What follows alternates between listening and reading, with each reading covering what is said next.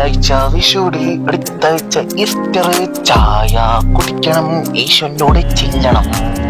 Chilling ഒന്നുമില്ല കൃഷ്ണ, വന്ന പണി തീർത്തിട്ട് പെട്ടെന്ന് പോണം. ശരി അതെന്തൊരു ടോക്ക് അയച്ചോണ്ണാ.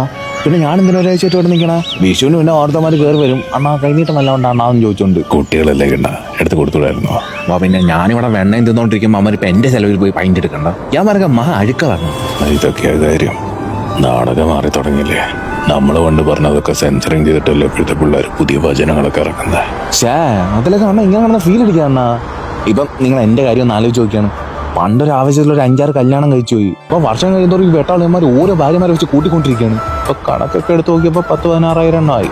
എന്നിട്ട് ഞാൻ കണ്ടില്ല ഇവിടെ ഹാപ്പി ആയിട്ടിരിക്കണത്. എന്തരാണ് കാര്യം? എന്താ കാര്യം? യവന്മാരിങ്ങനെ ചരിത്രത്തൊക്കെ എത്രയൊക്കെ റീസെൻസറിങ് ചെയ്താലും ഒറിജിനൽ ഫയൽ ഇവിടെ തന്നെ ഉണ്ടാവുമല്ല.